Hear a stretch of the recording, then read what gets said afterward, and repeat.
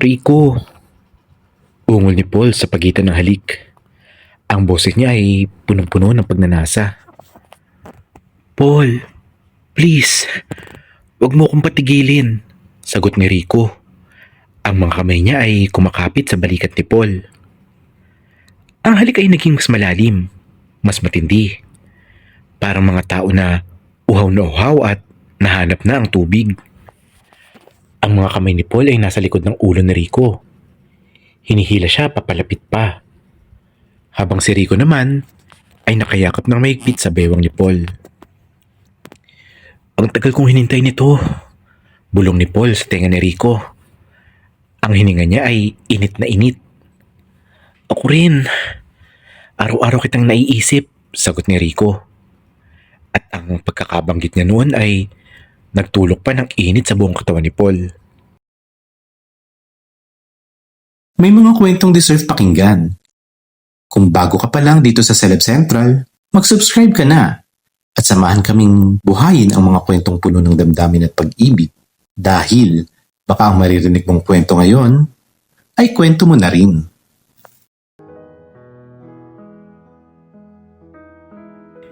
Sa gitna ng kaguluhan ng San Miguel Medical Center kung saan ang mga emergency cases ay walang patid na dumarating, may isang doktor na hindi mo makakalimutan kapag nakita mo na. Si Dr. Paul Santos. 3 taon ng resident doctor sa IM department. Matangkad. Medyo payat dahil sa mga sleepless nights siguro. Ngunit may karisma na hindi mo maipaliwanag. Ang kanyang mga mata ay kulay kayumanggi na tila malalalim ang iniisip. Kapag naglalakad siya sa mga pasilyo ng ospital, parang may sariling soundtrack. Confident, pero hindi mayabang. May pag-aalaga sa bawat galaw.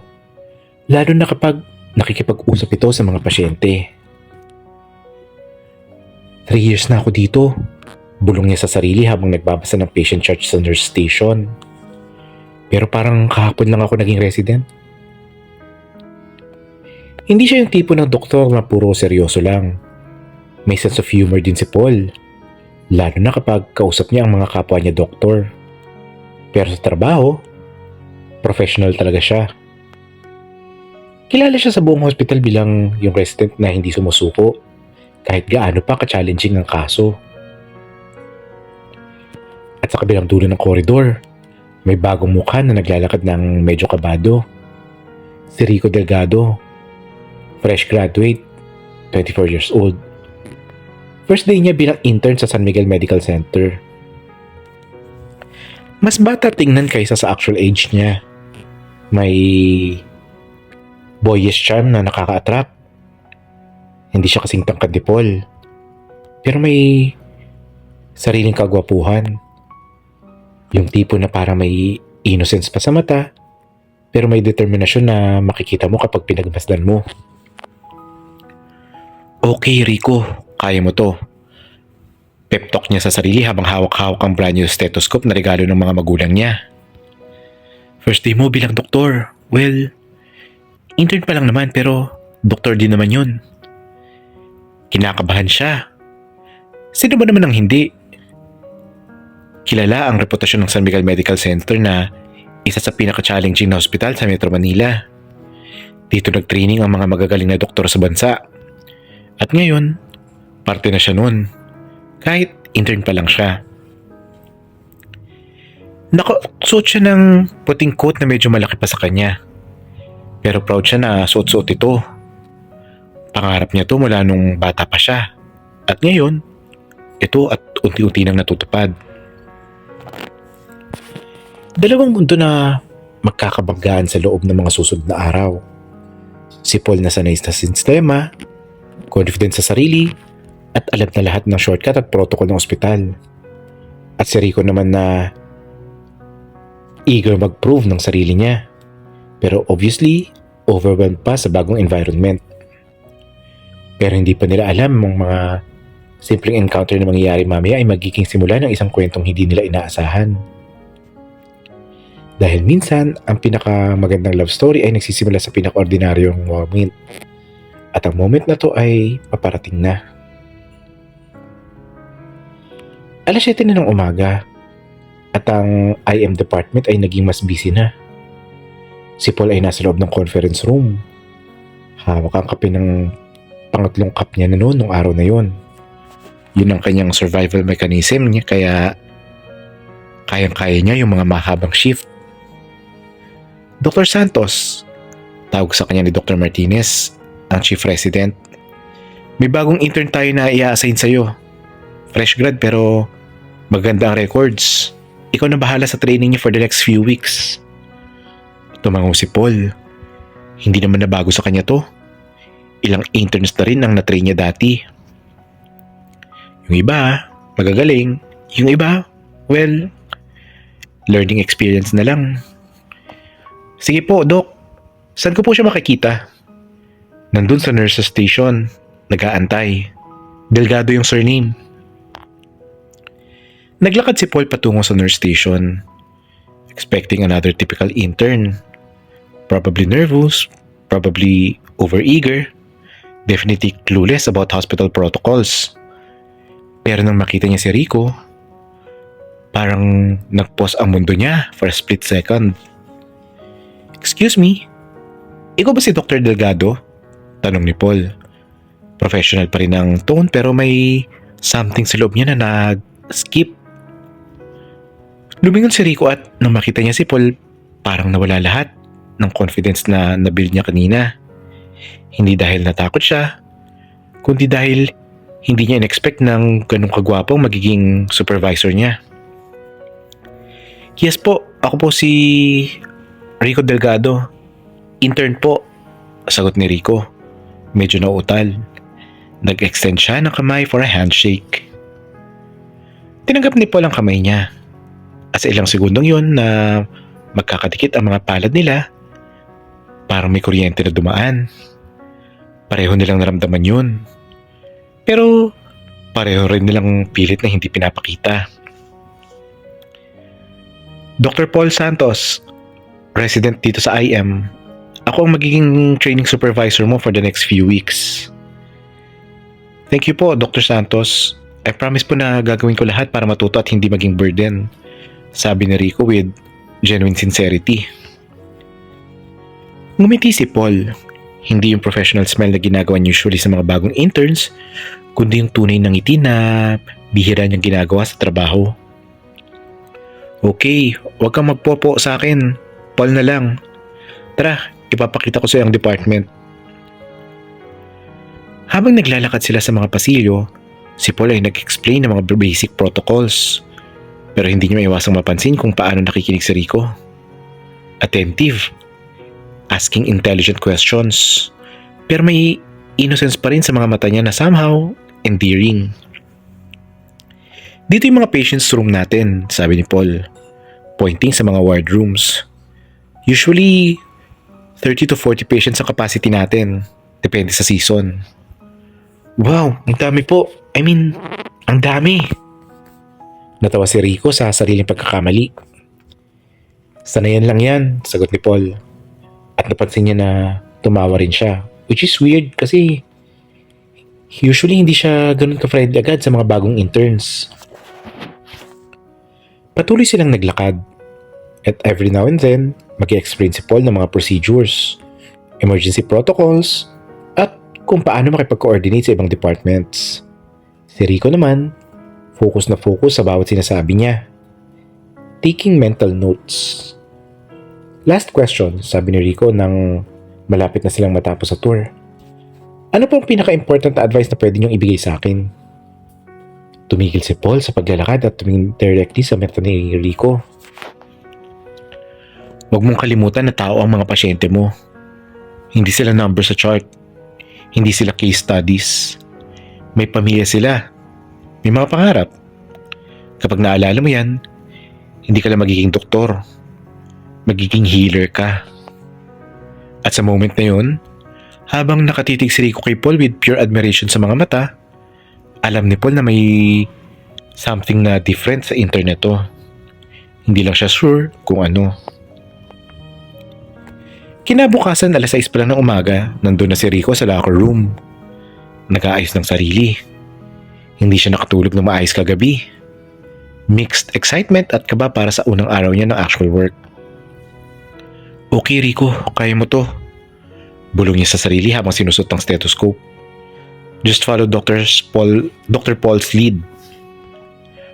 Pagkalabas niya ng locker room, nakita niya si Paul na naghihintay na sa kanya sa nurse station. Hawak ang 2 cup ng coffee. Good morning, bati ni Paul. Inabot kay Rico ang isang cup. Figure you'd need this. First day is always rough. Salamat, sagot ni Rico. Kilig na kilig sa loob pero pilit na professional pa rin ang dating. Ready na po ako. Ready na ako. Ngumiti si Paul. Cute niya kapag natataranta, he thought to himself. Tara, rounds muna tayo, sabi ni Paul. I'll introduce you sa mga patients natin. Then you can serve muna habang nag-check up ako. Pumasok sila sa unang patient room. Si Lola Carmen, 68 years old. Admitted dahil sa pneumonia. Good morning po, Lola Carmen. Bati ni Paul with genuine warmth. Kamusta po ang pakiramdam natin today? Oh, at meron akong kasama ngayon, si Dr. Rico, intern namin. He'll be helping me taking care of you. Ay, ang gwapo naman ng intern mo, Doc Paul, sabi ni Lola Carmen, nakangiti. Single ba yan? Nag-blush si Rico bigla. Hindi alam kung anong isasagot. Si Paul naman, natawa lang. Lola naman, nag-work lang po kami dito, sagot ni Paul. Pero may onting smile sa mukha niya na hindi niya kayang mapigilan. Habang nag-check si Paul ng mga vitals ni Lola Carmen, nagmasid lang si Rico. Pero hindi niya maiwasang mapansin kung paano mag-handle si Paul ng mga patients. Gentle, caring, pero professional pa rin. May natural na charm siya na nagpapakomportable sa mga tao. Sa susunod na patient room, si Mr. Santos, 45 years old, diabetic na hindi compliant sa medications. Mr. Santos, sabi ni Paul, medyo seryoso ang tono. Sabi ni Nurse Ana, hindi mo daw tinik ang insulin mo properly. Eh Doc, mahal kasi, sabi ni Mr. Santos. Medyo defensive. Tapos ang dami pang side effects. Nakita ni Rico kung paano naging patient si Paul sa explanation. Hindi siya naging preachy or condescending. Instead, nag-sit down siya sa tabi ng patient bed. I understand, Mr. Santos. Pero tingnan mo, diabetes is manageable. Pero kailangan talaga nating sundin ng treatment eh. Rico, come here, tawag ni Paul. At lumapit si Rico. Medyo kinakabahan. Rico, explain mo kay Mr. Santos ang importansya ng insulin compliance and kung anong mangyayari kapag hindi niya ito gawin regularly. Napakuha si Rico off guard. First day niya tapos papag-explainin siya sa isang pasyente. Pero nakita niyang encouraging look ni Paul. Kaya huminga siyang malalim. Mr. Santos, simula ni Rico. Medyo kinakabahan pero determinado. Alam ko nakarelate ka sa mga kwento dito. Baka naman pwedeng magpalamig sa'yo. Oo, ikaw. Sino pa ba eh? Dadalawa lang naman tayo dito. Pa-isang click naman ng subscribe button para una kang makakinig ng mga kwento namin. At syempre, kung nagustuhan mo, palike na rin. Salamat! Ang insulin po ay tumutulong sa body para mag-process ng ating sugar. Kapag hindi natin ito ginagamit regularly, pwedeng tumaas ang blood sugar natin at pwedeng magkaroon ng komplikasyon gaya ng kidney problem, heart problem, o kaya naman ay problema sa paningin. Nakikinig naman si Mr. Santos at nakita ni Rico na slowly ay tumatangod ito. But Dr. Rico, tanong ni Mr. Santos, talaga bang kailangan araw-araw to? Yes po, kailangan talaga everyday. Pero may mga ways naman para mas affordable to. Tama, Dr. Paul? Tumingin si Rico kay Paul, hoping na tama ang sagot niya. Proud smile ang nagbigay kay Rico. Exactly, very good. Mr. Santos, pag-usapan natin yung options mo para sa medication. Pagkatapos ng rounds, naupo sila sa pantry ng hospital para mag-coffee break. Good job kanina sa patient education, sabi ni Paul. Hindi ko na-expect na ganun ka-natural ang pasyente mo. Really? Tanong ni Rico. Kala ko papagalitan niyo ako kasi medyo nag-stutter ako. Hindi sagot ni Paul. Nakatingin directly sa mata ni Rico. Actually, impressed ako. Yung way mo ng pag-explain, hindi intimidating.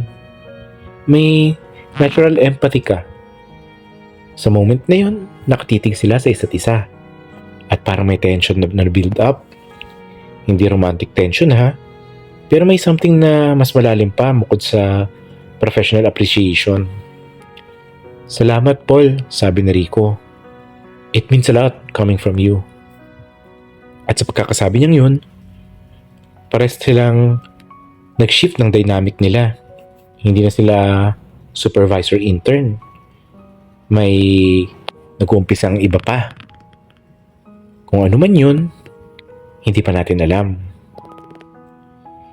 Ilang araw na ang nakalipas mula nang dumating si Rico. Mas komportable na siya sa hospital routine. Pero ngayong gabi, medyo busy sa ER. At overtime sila pareho ni Paul. Nasa nurse station sila. Nag-fill up ng mga chart ng pasyente habang kumakain ng pagkain mula sa cafeteria. Hindi masarap pero wala naman silang choice. Lasang karton tong sandwich, reklamo ni Paul pero kinakain pa rin. Natawa si Rico. At least may feeling. Yung sa akin parang tinapay lang with imagination. Ganun talaga kapag resident ka, sabi ni Paul. Mamaya kapag consultant ka na, makakakain ka na ng mga masasarap mula sa magagandang restaurant. Ikaw ba? May plano kang maging consultant? Tanong ni Rico na curious. Napahinto si Paul sa pagkain. Actually, nag-apply ako for fellowship abroad. Cardio sa States. Bigla namang naging tahimik si Rico. Hindi niya alam kung bakit pero may kakaiba sa loob niya na sa nalaman niya. Wow, that's great, sabi ni Rico. Trying to sound supportive pero obvious na may sadness sa boses niya. Napansin ni Paul yung pag-iba sa tono ni Rico. Hey, okay ka lang? Yeah, of course. Bakit naman hindi? Come on, sabi ni Paul bigla at tumayo. Let's get some fresh air. Dinala ni Paul si Rico sa rooftop ng ospital. Isang lugar na hindi masyadong alam ng maraming tao. May bench doon at view ng city lights. Wow, sabi ni Rico. Amazed sa view. Hindi ko alam may ganito pala dito sa ospital. Secret place ko to, sagot ni Paul habang umupo sa bench. Dito ako pumupunta kapag stressed daw kailangan ko mag-isip. Umupo rin si Rico sa tabi niya pero may onting distansya pa rin sa pagitan nila. Paul, sabi ni Rico. After a moment of comfortable silence, pwede ako magtanong ng personal. Shoot! Bakit mo gustong maging doktor? Tumingin si Paul kay Rico. Medyo surprised sa question pero may init sa mata niya. My little sister, sagot ni Paul. She had leukemia when she was 7. Nakita ko kung gaano naging helpless yung buong family namin. Yung mga doctors na nag-aalaga sa kanya, they gave us hope kahit walang-wala na. She's okay now. Cancer-free for 8 years. Medical student na nga rin ngayon. Ngumiti si Rico. That's nice. Kaya pala, you're so good with patients. May heart ka talaga. Tumingin si Paul kay Rico. At sa moment na yon, may something sa way na tumingin si Rico sa kanya. Admiration mixed with something deeper. Your turn, sabi ni Paul. Bakit ka naging doktor? Honestly, sabi ni Rico habang tumitingin sa city lights, gusto ko lang maging hero ng sarili kong kwento. Meaning, growing up, laging ako yung bata na hindi outstanding na kahit saang bagay. Hindi ako valedictorian, hindi ako athlete, hindi ako popular. Average lang. Pero naisip ko, maybe I can be extraordinary in saving other people's lives. Tumingin si Paul kay Rico with new understanding. Rico, look at me. Lumingin si Rico kay Paul at biglang naging malapit sila sa isa't isa. Closer than they've ever been. You are extraordinary, sabi ni Paul. Nakita ko yan these past few days. Yung way mong makipag-connect sa patients, yung eagerness mong matuto, yung heart mo, hindi yan ordinary. Sa puntong yun, parang tumigil ang oras. Nakatitig sila sa mata ng isa't isa. At both of them felt na may nag-iba talaga sa relationship nila. Paul, bulong ni Rico. Hindi alam kung ano sasabihin niya. Rico, ay... Nagsimula si Paul pero hindi niya tinuloy. Instead, what happened next ay unexpected. May malakas na hangin na tumama sa rooftop at natumba yung coffee cup ni Rico. Reflexively, both of them tried to catch it. At sa process, nag-collide yung mga kamay nila. Pero instead na mag-let go ay hinawakan ni Paul yung kamay ni Rico. Sorry, pulong ni Paul, pero hindi niya binitawan yung kamay. It's okay, sagot ni Rico. Hindi rin bumitaw. For several seconds, ganun lang sila. Holding hands under the city lights. Both knowing na may line na nag-cross sa kanila pero neither wanting to acknowledge it yet. We should go back, sabi ni Paul eventually. Pero dahan-dahan lang niyang binibitaw yung kamay ni Rico. Yeah, sagot ni Rico. But obvious na neither of them wanted to break the moment. Habang bumalik sila sa ospital, both of them were quiet. Pero may new awareness sa presence ng isa't isa. May something na nag-iba at pares nilang naramdaman yun. 2 linggo na ang nakalipas sa rooftop incident. At mas madalas nang nagka-catch ng tingin sina Paul at Rico. Hindi pa rin nila napag-uusapan yung nangyari, pero obvious na may tension na sa bawat interaction nila. Ngayong gabi, emergency case. May narush na patient with heart attack. At sila ni Paul ang naging primary team. After 3 hours sa ER, na-stabilize na nila ang patient. Galing mo kanina, Rico, sabi ni Paul. Medyo hingal pa rin sa intensity ng procedure. Yung chest compressions mo, perfect timing. Salamat, sagot ni Rico. Pero obvious na adrenaline pa rin ang tumatakbo sa katawan niya. Hindi ko na-expect na ganun ka-intense. Nasa break room na sila ngayon. 2 na lang silang naroon. Yung ibang staff nasa ibang floor pa rin at naghahandle ng iba't ibang case. Rico, tawag ni Paul. Medyo malalim ang tono. Halika dito. Lumapit si Rico. Hindi alam kung bakit pero may something sa boses ni Paul na para sundin agad. May dugo ka sa pisngi, sabi ni Paul na mababa ang boses. Tinuturo sa kanang side ang mukha ni Rico. Ah, sagot ni Rico. Nag-attempt na punasan pero mali ang side na pinunasan niya. Saglit, sabi ni Paul. At lumapit palalo. Ako na. Kinuha ni Paul yung tissue at dahan-dahan, maingat na pinunasan niya yung dugo sa pisngi ni Rico. Pero sa prosesong yun, naging sobrang lapit nila sa isa't isa. Mas malapit pa kaysa dati. Tapos na, pulong ni Paul. Pero hindi siya lumayo. Sa halip, nanatili yung kamay niya sa pisngi ni Rico. Hinahaplos ng malambot. Sa sandaling yun, parehong huminto ang paghinga nila. Nakatitig sila sa mata ng isa't isa. At lahat ng tension na na-build up for the past 2 weeks ay naging overwhelming. Paul, bulong ni Rico. Halos hindi marinig. Rico, gusto kita. Nagsimula si Paul pero hindi niya natuloy ang sasabihin niya. Sa halip na salita, yung sumunod na nangyari ay mas matindi. Dahan-dahang lumapit si Paul kay Rico. Hanggang sa naging ilang pulgada na lang ang layo ng mga mukha nila. Sabihin mo sa akin na tumigil ako, bulong ni Paul. Ang hininga niya ay ramdam na ni Rico sa kabila. Pero sa halip na huminto, si Rico ang lumapit pa. Hindi ko kaya. Sagot ni Rico. At sa pagkakataong yun, alam na nilang dalawa na walang balikan. At sa wakas nangyari na ang hinihintay nilang dalawa. Dahan-dahang nagsulubong ang mga labi nila. Malambot, mainit, at puno ng pagnanasa na matagal na nilang pinipigil. Rico! Ungol ni Paul sa pagitan ng halik. Ang boses niya ay puno ng pagnanasa. Paul, please! Huwag mo na akong patigilin, sagot ni Rico. Ang mga kamay niya ay kumakapit sa balikat ni Paul. Ang halik ay naging mas malalim, mas matindi. Parang mga tao na uhaw at nahanap na ang tubig. Ang mga kamay ni Paul ay nasa likod ng ulo ni Rico. Hinihila siya palapit.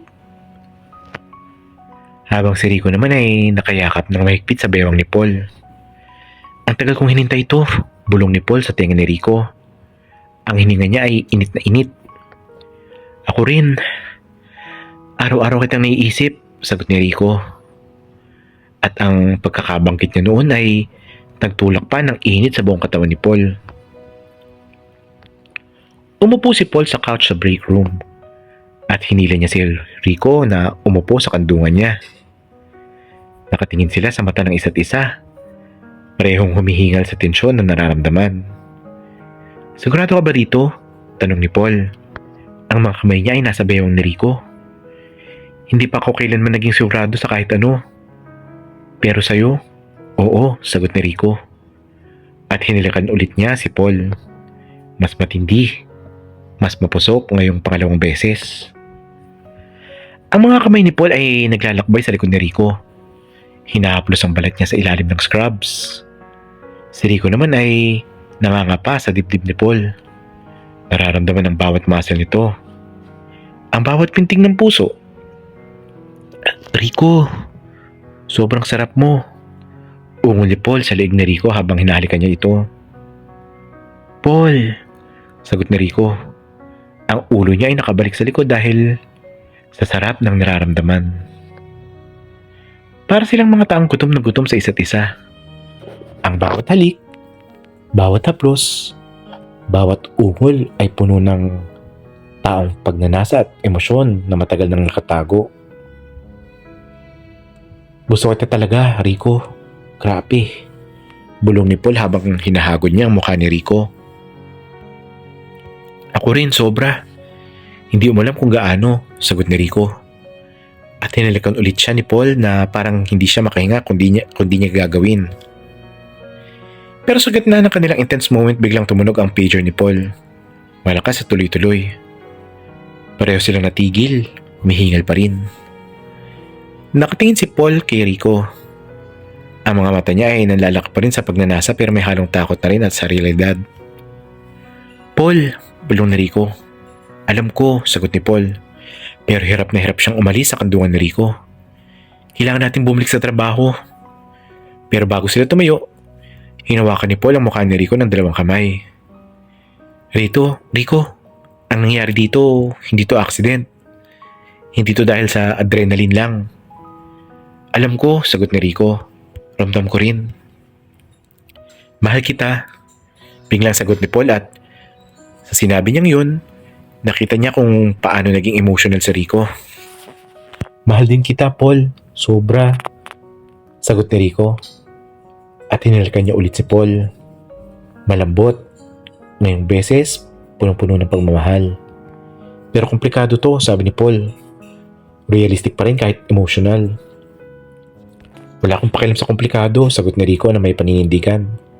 Ikaw lang ang importante sa akin. At sinabi ni Rico, na-realize ni Paul na hindi niya kayang bitawan ang lalaking to. Tara na, sabi ni Paul nang nakangiti. May emergency case pa. Pero bago sila lumabas ng break room ay hinarap ni Paul si Rico. Rico, simula pa lang to. Hindi pa to tapos. Sana nga hindi na natapos. Sagot na Rico na nakangiti na nagresulta kay Paul na mas lalo pang mahulog sa kanya. Isang buwan nang nakalipas since naging official ang relationship nila Paul at Rico. Hindi pa alam ng ibang tao sa ospital. Pero sa loob ng apartment ni Paul ngayong weekend, walang pretensions. Tanging dalawang lalaking sobrang in love sa isa't isa. Rico, halika dito. Tawag ni Paul mula sa kusina. Naghahanda ng breakfast. Lumabas si Rico mula sa kwarto. Suot lang ang oversized shirt ni Paul at shorts. Nakangiti. Magulong buhok. Pero sobrang gwapo pa rin sa mata ni Paul. Ang aga mo namang gumising, sabi ni Rico. Lumapit kay Paul at niyakap siya mula sa likod. Hindi ako nakatulog ng maayos, sagot ni Paul. Lumingon para harapin si Rico. Iniisip kasi kita. Nandito lang naman ako sa tabi mo buong gabi, sagot ni Rico habang nangaasar. Exactly, sabi ni Paul. At hinalikan si Rico sa noo. Kaya hindi ako nakatulog. Habang nag-aagahan sila, bigla namang naging seryoso si Paul. Rico, may kailangan tayong pag-usapan. Natigil si Rico sa pagkain. Ano yun? Yung fellowship sa States, na-approve na. Biglang naging tahimik si Rico. Alam niya na dadating ang araw na to. Pero hindi pa siya ready. Kailan ka aalis? Tanong ni Rico. Trying to keep his voice steady. 3 months from now. Ilang taon? Minimum of 2 years. Maybe 3. Depende sa specialization. Nagtinginan sila ng matagal. Both of them knowing na mas complicated na ang sitwasyon ngayon na may feelings na involved. Paul, simulan ni Rico. Rico, tara sa kwarto. Biglang sabi ni Paul. Gusto kitang makausap na maayos. Naupo sila sa kama. Magkaharap. Si Paul ay hinawakan ng kamay ni Rico. Rico, mahal kita, sobra. Hindi ko in-expect na ganito kalalim ang nararamdaman ko para sa'yo. Ako rin, Paul. Mahal na mahal kita, sagot ni Rico. Pero alam mo rin na importante sa akin ang fellowship na to. Pangarap ko to since naging resident ako. Tumango si Rico. Alam ko at proud ako sa'yo. Pero ayoko ring mawala ka sa buhay ko, tuloy ni Paul. Kaya nag-isip ako. What if sumama ka sa akin? Nanlaki ang mga mata ni Rico. Paul, alam kong malaking decision yan. Pero Rico, ikaw ang gusto kong makasama sa future ko. Sa sinabi ni Paul, naging emotional si Rico. Hinalikan niya si Paul. Passionate, desperate. Parang gusto niyang i-memorize ang lasa ng mga labi niya. Paul, mahal na mahal kita. Ungol na Rico sa pagitan ng mga halik. Pero hindi ko pwedeng iwan ang pamilya ko dito. Si Mama, si Papa, ako lang nag-aasikaso sa kanila.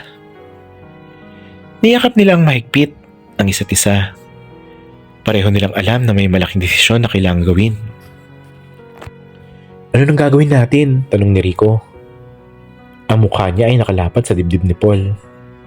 Hindi ko alam, honest na sagot ni Paul. Ang alam ko lang ay ayoko kung mawala ka. Ako rin, ayoko mawala ka. For the next few hours, naging intimate sila sa lahat ng paraan. Emotional, physical. Parang gusto nilang i-absorb ang isa't isa. I-memorize ang bawat detalye. Bawat haplos, bawat halik. Rico, pangako mo sa akin, sabi ni Paul habang magkayakap sila. Halos walang space sa pagitan nila. Kahit saan man tayo pumunta, huwag mong kalimutan kung gaano kita kamahal. Pangako, sagot ni Rico na paluhana. At ikaw rin, pangako mo rin sa akin na kahit sino man ang makilala mo doon, ako pa rin ang babalikan mo. Pangako, sagot ni Paul. At hinalikan niya si Rico na parang last kiss nila. Sa airport, nagpapaalam na si Paul. Si Rico ay nandun. Trying to be strong pero obvious na nasasaktan na siya. Paul, ingit ka doon. Araw-araw kitang tatawagin. Sabi ni Rico. Ikaw rin, mag-focus ka sa training mo. Gusto kong specialist ka na rin pagbalik ko. Ilang taon uli? 2 years, maybe 3. Matagal pa yan. Rico, look at me, sabi ni Paul. Hinawakan ang mukha ni Rico. Kung para talaga tayo sa isa't isa, maghihintay tayo. At sa moment na yun ay hinalikan ni Paul si Rico sa harap ng maraming tao. Hindi na nila iniisip kung anong sasabihin ng iba. Love conquered their fears. Malipas ang 2 taon, si Rico ay isa ng resident. Resident doctor na si Rico at bumalik siya sa San Miguel Medical Center. Expert na siya. Confident pero may part pa rin ng puso niya na naghihintay. Isang araw habang nagra-round siya, may narinig siyang familiar na boses sa nurse station.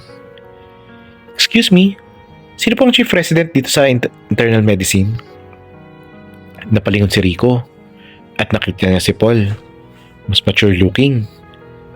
May bigot at balbas pero maganda at mapungay pa rin ang mga mata. Paul? Pulong ni Rico, hindi makapaniwala. Lumingon si Paul at nang makita niya si Rico, para naging slow-mo lahat. Rico! Tumakbo si Rico papunta kay Paul at niyakap siya ng sobrang higpit. Bakit hindi mo sinabi na babalik ka na? Tanong ni Rico, umiiyak na sa tuwa. Gusto kong surprise, sagot ni Paul. Yakap pa rin si Rico na mahigpit. At Rico, bumalik ako para sa'yo. Para sa atin.